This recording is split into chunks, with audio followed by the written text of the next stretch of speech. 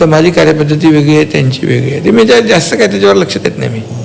दुसरीकडे आजच आपण जेव्हा बोलतोय ठाण्यामधलेच विषय चालू आहे, कारण ठाण्यामध्ये आम्ही बघतोय की तुम्ही फार ठाण्यामध्ये फोकस करतात. हा बालेकिल्ला तुमचा राखण्यासाठी, अबाधित राखण्यासाठी एकनाथ शिंदेंना इथे खूप जास्त कॉन्सन्ट्रेट करावं लागतं. काय काय काय काय कोण इथं आमची युती आहे ना.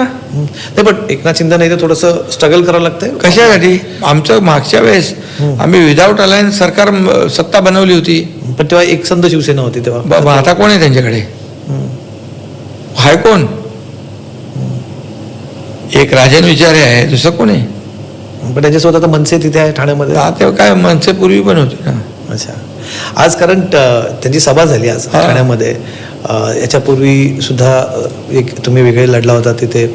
आता तुम्ही मनसे आणि शिवसेनेची ताकद एकत्र आहे म्हणून मराठीचा मुद्दा, मराठी माणसासाठी, कारण ठाणे ही पहिली महानगरपालिका होती जिथे बाळासाहेबांचं विशेष प्रेम होतं मुंबईच्या व्यतिरिक्त तिथे. तर आता त्याच मुद्द्याला एक भावनिक साथ घातली जाते. भावनिक साथ, भावनेवर आधारित निवडणुका जिंकता येत नाही. तुम्हाला काम केलं पाहिजे.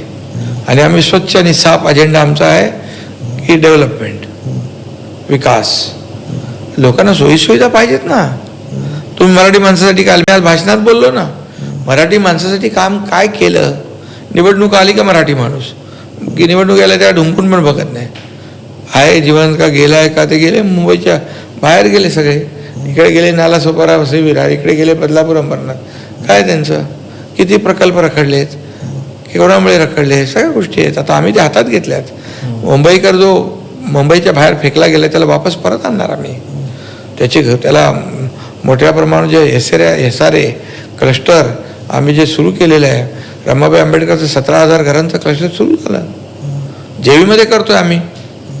एसआरए, म्हाडा यांच्याबरोबर सिडको आहे, MMRDA करते. ते ठाण्यामध्ये ठाणे महापालिकांनी सिडको करते, MIDC, BMC, MMRDA, CIDCO, MSRDC हे सगळ्यांना घेतलं आहे.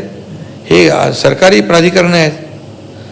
आणि त्यामुळे बाळासाहेबांचं जे स्वप्न होतं मुंबईत, झोपडपट्टी मुक्त मुंबई, 40 लाख लोकांना मुफ्त घरं द्यायची, मोदीजींचं जे आहे हाऊसिंग फॉर ऑल, ते सगळी जे काय घोषणा आहे, ह्या सगळ्या याच्यातून पंतप्रधान आवास योजना आणि आपली योजना मिळून मोठ्या प्रमाणात लाखो घरं मुंबईने SRA आणि क्लस्टरच्या माध्यमातून उभी राहतील.